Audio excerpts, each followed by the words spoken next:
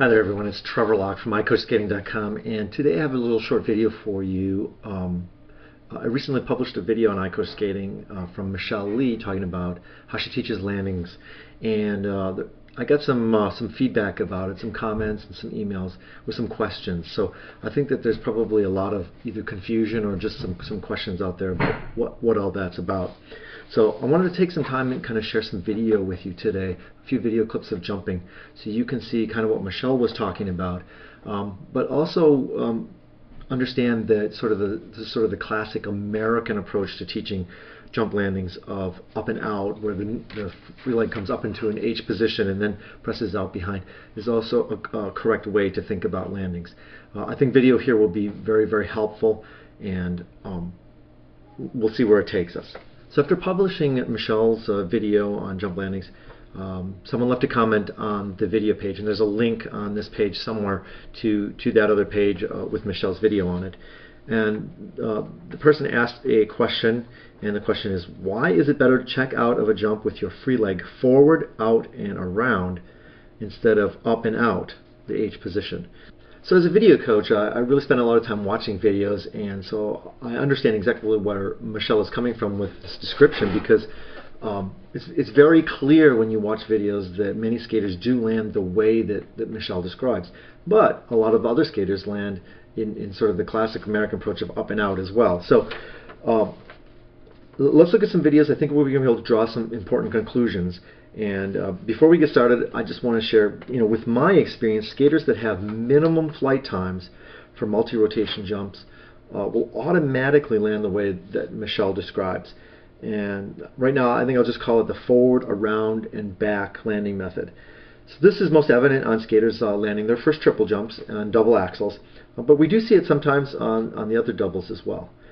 But once a skater has more flight time and can check out or begin the checkout process while they're still in the air, the up and out method is automatically used by pretty much everyone, even Michelle's skaters that learn it the way she teaches it. So let's go ahead and take a look at some video here. Alright, so this first video is a skater I work with, and here's a triple sow cow off power poles. Okay, let's look at it here in detail, slowing it down. Here it is in slow motion. Okay, good. Now we'll look at it one more time, but this time let's look at it in so we can stop and move around in it a little bit.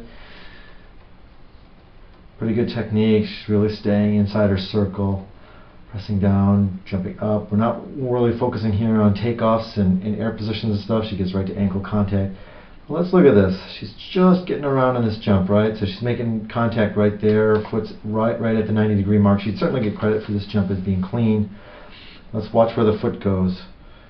You see the foot now, the knee really didn't lift, right? It's still kind of like locked right to that the other knee. Now watch the foot come forward with the foot, and now presses it out behind. And this is very typical of skaters that are just barely getting enough airtime to get the jump done. And so once a skater gets used to this technique, often on their first double axel or first triple, then they have it and they can reuse it later on when they're doing other jumps. This is very classic in terms of coming down at the moment of impact. The landing foot here is, in this case, to the right of the free foot is to the right of the landing foot, right of the right, we often say, and then the foot presses forward, free foot forward. You can see the body comes forward, and then really pressing that free leg around. All right, so this is the same skater doing a triple toe. Forward outside 3 entrance. And here it is in slow motion. Again, it's a pretty nice jump if you're trying to model jumps. Does a great job of getting through. The alignment is very nice. You can see she maintains her angles throughout the air. It's a very good axis, and then she gets her landing. Very nice. So let's look at the landing in detail here.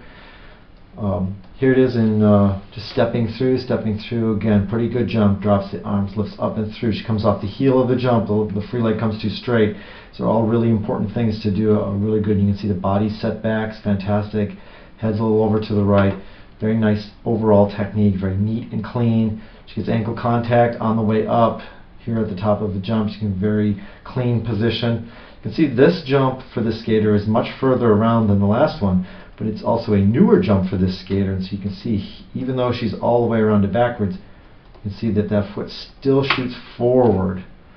Free foot shoots forward and then around. So the landing that Michelle was talking about is very, very common for skaters that lack airtime or are getting a jump for the very first time. It's one of the easiest ways to get a jump for the first time if they haven't been landing the jump a lot.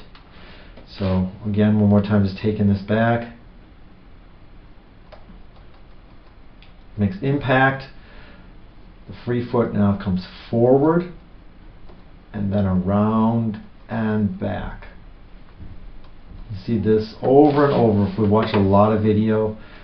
So this is a double axel in combination, and you can definitely see between the jumps nice quick movements. Looks really good. Here it is in slow motion. Steps up into the jump, rotates, landing, presses the foot back, gets the second jump.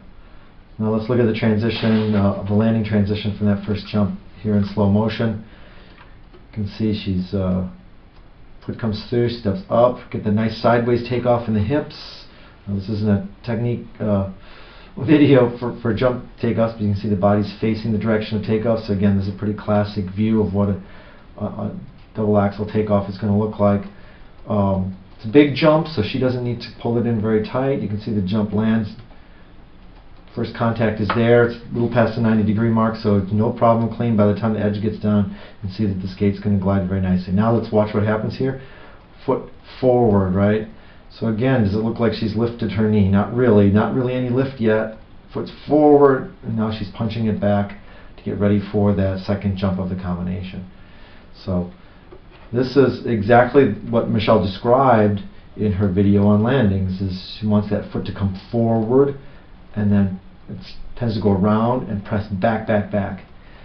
So, all right, here's another one. This is triple toe. Here it is again in slow motion.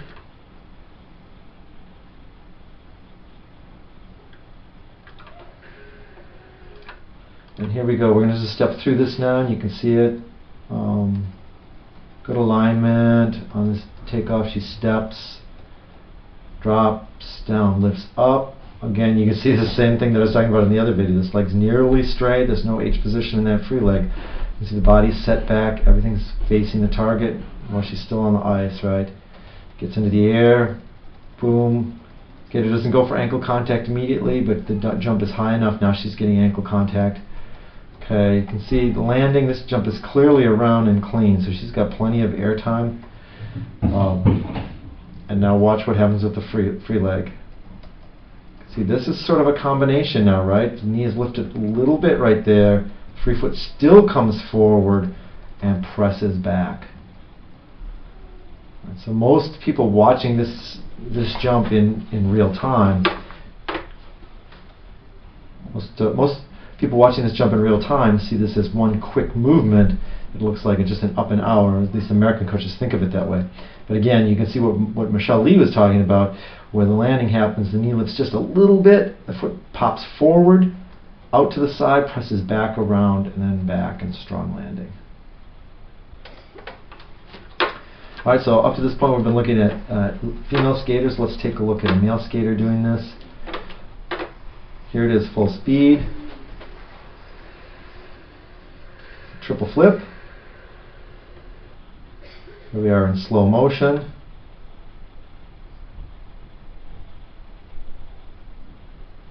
Rotation, rotation. Our point here in this video is to talk about landings. So this skater, you can see making impact probably right there. It's a little hard to see. Okay, making impact a little past the 90-degree mark, so it's a clean jump. Okay, but the skater didn't have a whole lot of extra time coming out of the air. Okay, and you can see it really hasn't lifted that free knee yet. You can see the free foot pops forward, around, and back. So again, this illustrates very nicely what Michelle Lee is talking about in her landing video. Let's see it one more time. Skater's rotating in the air. Makes first impact. Might have got a little toe tap there. Foot forward, leg to almost straight, probably is straight there, and then presses it out and around. Now let's actually take a look at video of a skater that Michelle worked with quite a bit. This is Chris Mabey doing a triple axel, full speed, and here it is in slow motion. Pretty nice triple axel to model. Most of the details of this are quite nice. But our goal here is to talk about landing details. See the rotation in the air. Rotation. You can see that in a triple axel you don't have a lot of time. In other words, you don't have a lot of time in the air to prepare for landing unless it's very, very big. So this skater doing a triple axel, just getting around to clean. Okay, there it is clean. And you can see the free knee has lifted just a tiny bit and the foot, boom, forward. Alright, so the free foot comes forward and now pushes back. Kind of goes straight and then out to the side and around. So again, this is sort of the classic, exactly the way Michelle Lee described it and the way she wants skaters, even at low levels, to learn how to nail this landing. Right, but I thought it'd be interesting to look at and kind of make my point about once a skater has quite a bit more than their minimum air time, they don't really need to do this anymore. And then we get much more of what looks like the way the American coaches teach in terms of the free knee up and out, so this up and out concept of landing. So here is the same skater. This is Chris Mabey again doing a triple loop. Nice and easy, but you can see he's starting to check out in the air. Here it is in slow motion.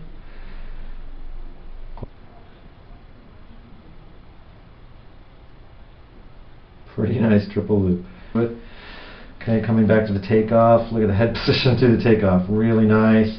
Lifts up. She's kind of got that 4. It's not a strong H with the foot way out in front, but it's the knee is lifted, and this other foot's pretty close. It's very nice takeoff technique. Presses down, gets ankle contact.